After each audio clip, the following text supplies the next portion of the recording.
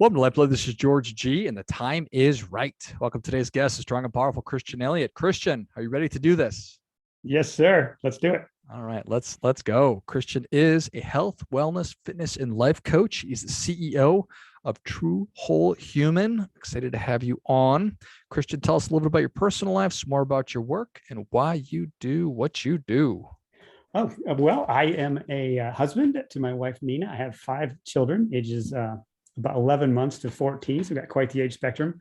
My wife and I work full time doing what you just said. We've been doing that virtually for about 4 years, and full time. We even had brick and mortar locations back as early as 2008. We've been at this for closing in on 18 years, I guess now. So yeah, a lot of moving parts. Live here in Panama City Beach, Florida, and really happy with what we're doing and the work that we get to do every day. Awesome. 5 kids. Good for you. 5 kids, a business. And we're still married. We homeschool as well. So there's that. So that adds another wrinkle to the mix.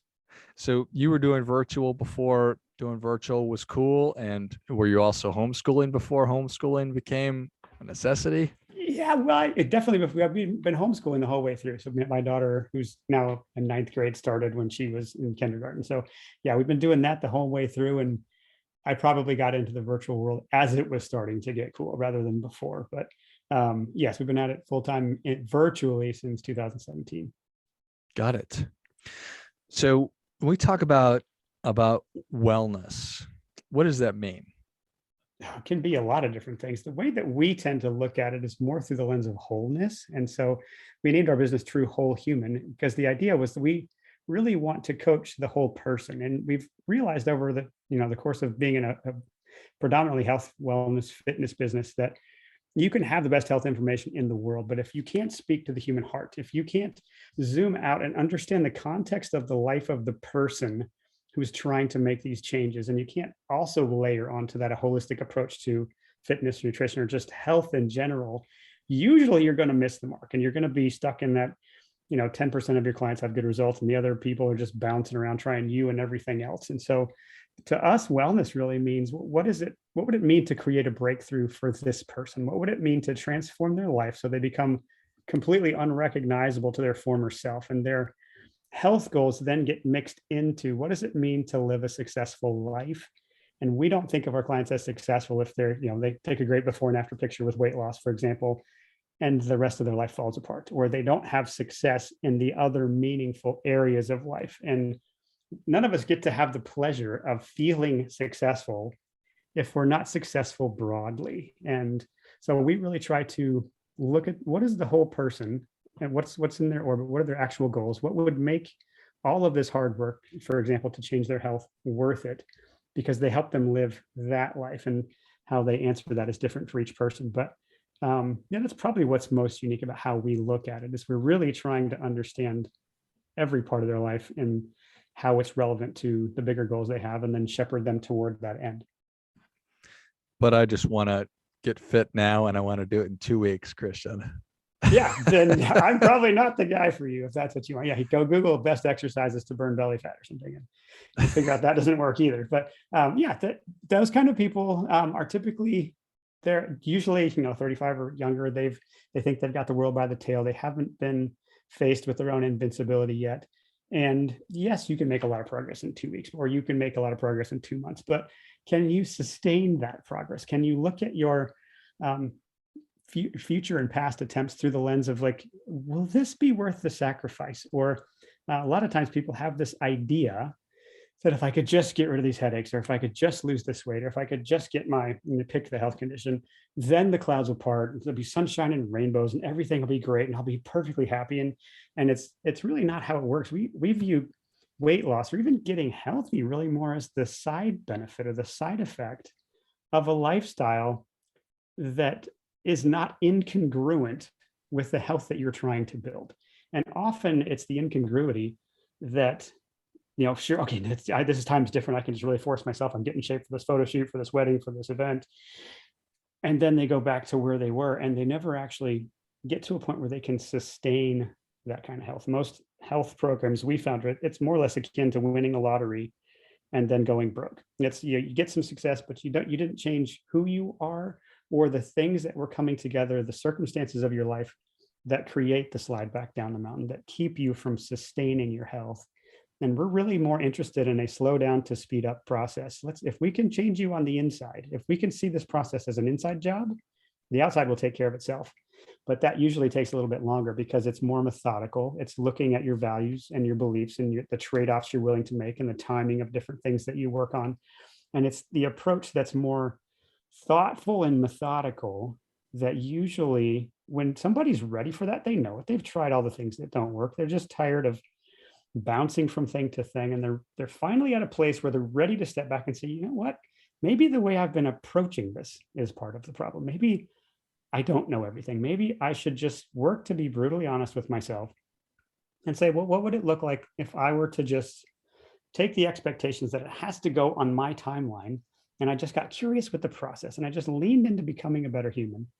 And that became my area of focus. And I worked to make consistency my superpower rather than see how long I can last on this willpower diet or willpower workout, and try to change on the inside. And really that's the change that lasts. And that's the fun work we get to do.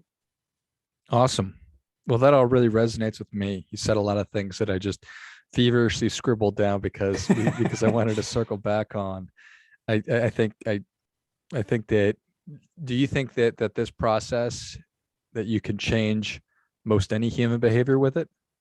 You can. The challenge is getting to the readiness part. And usually there's a required humbling that comes before that. And humans are amazing. Like our ability to change is just otherworldly. And if you think of the situation you're in, it may sound hard to overcome. And I've tried everything and every diet or everything I've ever done hasn't quite gotten me there. We still have this built-in resiliency to keep trying. And there's somebody in a worse, more difficult situation than you that has overcome that.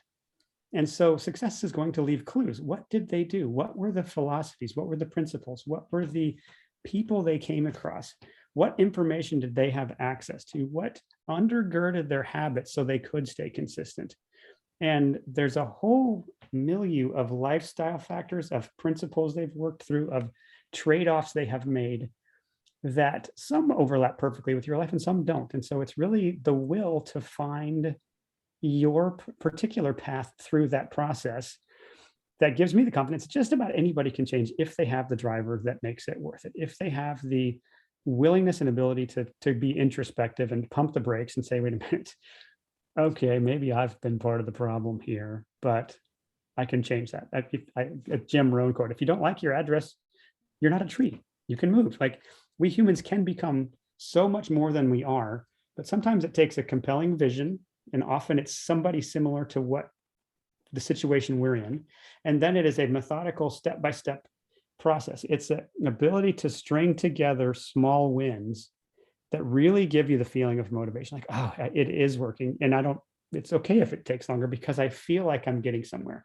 If you can embrace a different way to go through the process and just don't go into it. I often tell clients, hold your expectations loosely, but hold your effort tighter. It's the effort that matters. That's where it's a continual effort that produces the lesson and the instructive plot points that say, okay, this is where I get to, and then the wheels fall off. What would make it different this time? And if you go into it with a curious, fascinated mindset, not a judgmental one, but curious to just see how the process is going to unfold, and a commitment to not quit, humans can overcome just about anything. It's remarkable how much change we can actually make. Well said. What will be different this time? I think that's a really powerful thing right there. So they need to have faith that what you're telling them to do is going to work. They need to be able to see that person who's not exactly like me, but they're similar to me and they're getting similar results to what I want to have. They're a regular human being. They did it. And then it's a function of embracing the consistency and following the program. Yeah, and what the program looks like from one person to the next can vary, but we are all bound by the same biological laws of physics. None of us doesn't need to sleep. We all need to drink water. All of us, if we have stress, that will impact us, and nutrition and hydration and emotions are part of the equation, and so on. And when we can step back and realize that we are not above those laws, and so we might as well stop fighting with them, we might as well try to work with them. And then we one of the processes we take people through is just to audit what we call the biological laws of physics. How are we doing at the basics, the things we know we need to do? And often that unearths some of the clearest path to follow or the next steps. And sometimes it really is the mind and emotion. I probably spend as much of or more of my time on that than anything. It's the stories we tell ourselves about who we are and what's real and what's not, or the narratives we have from our past, or the rules we have lived by, the stress responses, the avoidance patterns. Those are often the things to face. And sometimes it's just as simple as your digestion is not working. And so we need to get that cleaned up before it will matter how good your nutrition is. Or it may be that you're trying to do too much. You just have way overestimated your capacity, and less is more. And we have to disentangle from some extracurricular responsibilities. That may be what moves the needle. But it's really just the ability to step back and look at the whole puzzle and say, oh, okay, I have to work within the bounds of nature and physiology. And if I stop fighting that, don't begrudge the fact that this may take a little bit longer, or that I do have to go to bed and get a full night's sleep, or I guess I should drink less soda and maybe I could drink more water. When you start to become not just okay with them, but you embrace them, and you view your change journey as a partnership with your body rather than this contentious, oh, my body's always fighting me and it's just back and forth. I'm a biohack and I'm going to make it do this thing. I'm going to willpower my way through it and I'm going to force it to lose weight. And that never works, or it never produces long-term success. So to be able to step back from that and say, you know what, let's just get methodical. Let's just knock out things that without a doubt are going to make me feel better and that are going to move me forward. I can't make a logical argument that drinking water won't help. I can't make a logical argument that getting full night's sleep won't make a difference, and so on. And so then it's just the personalization of the rules we're all bound by, and then framed with the undercurrent of here's the ambitions that drive all humans. Somewhere in this matrix of the basics that are part of human nature are what make us all the same, what drive all of us. And the better we understand that, the better we understand ourselves, what's actually getting in the way of our progress. And we can, in an honest moment, step back, hopefully with somebody else that can talk it through with you, to hold space for those emotions, or hold space for that, that didn't go the way I wanted to. I didn't see myself here, but what can I make with where I am now? And to just remove the judgment and say, you know what, I'm here where I am right now, and maybe I can make something cool out of this. That goes a long way to personalizing the journey. And then, to your point, helping you feel like this is relatable, this is doable. I can see why other people have been successful because they took a different way to try to change their life. So nice. You talked about the mind and the emotion, and earlier you're talking about values and beliefs. I've been thinking a lot about lately focusing on identity versus achievement. And I feel like that's pretty similar. Like if I don't consider myself to be a healthy person, or if I don't think that or let's just say that I think that I'm bad at money, probably going to have a hard time being financially successful. Absolutely. And identity is so much of this process. There's different ways to say that. You could say my self-image or my view of human nature, but that who we think we are and the stories we tell ourselves about where we came from and what happens after we die and what makes this life worth it. Or James Clear has a great example. He uses the example of smoking, and he says, if somebody came and asked you, if you're trying to quit smoking, and they came and they asked you if you wanted a cigarette, he could say you have two responses. You could say, no thanks, I'm trying to quit, or no thanks, I'm not a smoker. Right? Both of them are trying to get away from cigarettes, but one steps into the identity that that's not me anymore. I don't do that sort of thing.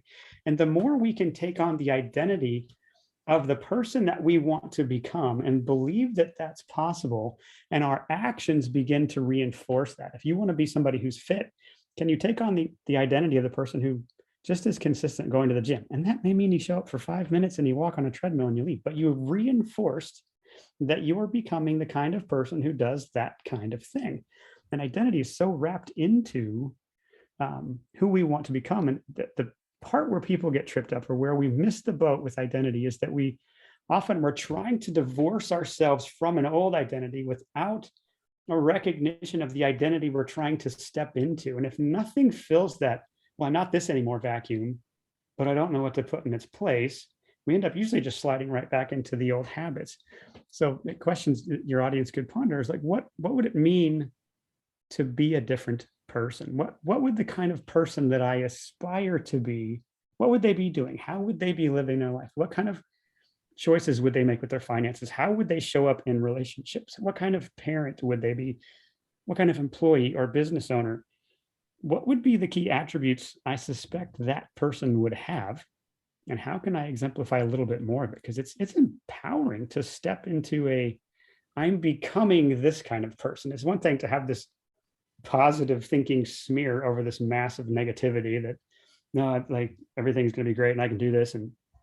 But if your undercurrent belief is that I'm not this person, that I don't deserve to be here, that I am an imposter, that I don't have what it takes. If that's the big belief under there, and there's this giant insecurity of your self-image, and you're trying to pretend around the edges, that doesn't work. But when you can be honest and authentic, and you can go to an event, or if you're speaking on stage, or whatever it is that you're doing, where you feel like maybe my body doesn't represent me as well as I could. Instead of saying, I don't deserve to be here, I shouldn't, or whatever that moment, that thought might be in your head, to step back and say, okay, I'm not here to pretend that I'm a finished product. I'm here, I'm working on this journey. I know I can get better, but this is how far I've taken it so far. And I'm a work in progress, just like everyone else. And I'm going to show up with my best self today. It's empowering. It's not pretending that you're happy and you feel like you've arrived, or pretentious. It's just being honest and being able to say, I'm working on stepping into a new identity. And that's honest and that's empowering. And it gives you, if it's just 1% more courage to do the action you otherwise wouldn't have done, that's where the win comes from. Love it. That's super powerful right there. I think that the idea of we make a mistake by not replacing the old identity with something new, and thinking about the person you want to become and thinking about what their attributes are, such a powerful thing. Cool. Yeah, no, I agree. And I've been the beneficiary of a lot of different people who have taught me many things. And so much of, I think, what keeps me endlessly fascinated with life and feeling like I wake up every day with a sense of purpose is that I've somewhere along the lines committed to being a lifelong learner, and to go through podcasts like yourself, to always have a book on my nightstand and always have an audiobook or a podcast in my ear. And it's just what you realize the more that you study is how much you don't know, and how much bigger the world is, and how much more exciting things are out there that could potentially reshape your paradigm. I've become fascinated lately with the questions, especially COVID has probably unearthed this for a lot of us. Like, what else is kind of major that I've been wrong about, or that I didn't know? And what other ways has this system or this world been working where I thought I knew it, and now that I think about it, I was the one that was duped. I was the one that didn't quite understand something.